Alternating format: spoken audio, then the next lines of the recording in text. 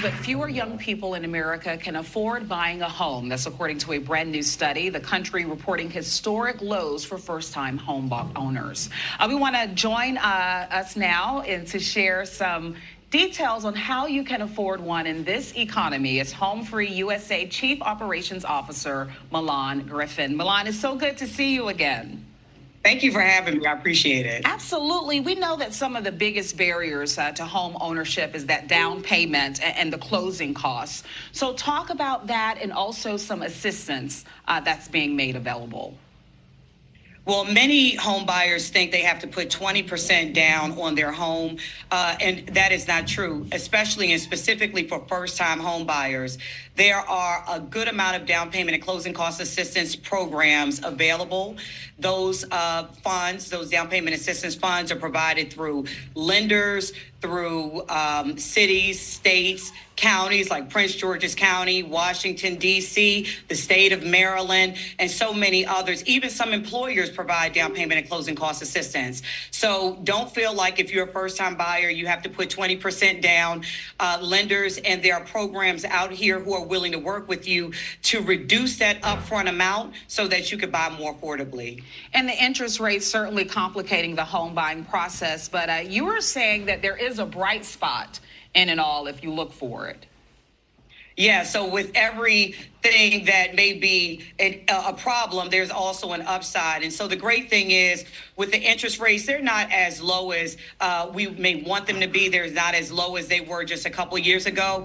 But the positive thing is, although the interest rates are a little bit higher than people have a flavor for, a taste for, there are still opportunities to buy. And on the pro side, there are less competition on the homes that are out here on the market. And sellers are more than willing to work with you, more so than they were when interest rates were lower and there was a lot more competition. So again, homes are staying on the market longer, and nearly 20% of listings are coming down in their price. So that is some good news. And we know too that sometimes those sellers will negotiate on the closing costs if they want to hurry and sell if it's been on the market longer, for sure. You also encourage us to think broader and to be flexible about our housing selection in this market. Yes, when it comes to buying a home, you know, if you're saying I want to buy only in downtown DC and that's it, well, the options may be kind of limited for you. But if you're open to different locations and being flexible, there are a lot of good opportunities. For example, if you love city living and you're working even in DC and having to commute, consider places like Baltimore. You could get a good amount of down payment and closing cost assistance money.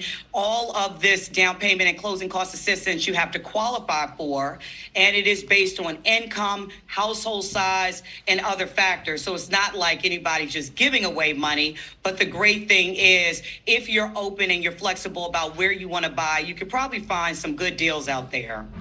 Finally, details on the housing choice voucher. So with the housing choice voucher, otherwise known as Section 8, if you are receiving a housing choice voucher or even considered low to moderate income, and being considered low to moderate income is very much specific to the area and based on the average median income. So, and we can help you with that at HomeFree-USA, figuring all that out.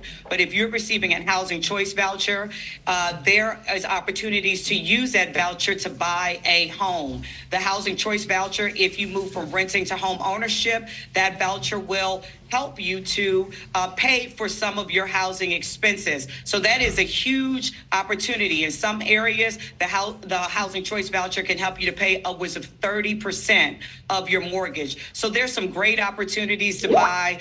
There are some great possibilities. Don't count yourself out. Places like HomeFree-USA, housing counseling organizations can help you to find those options. All right, thank you so much, Chief Operations Officer Milan Griffin of HomeFree-USA. We appreciate your time, and all of this information was very helpful. Thank you so much. All right.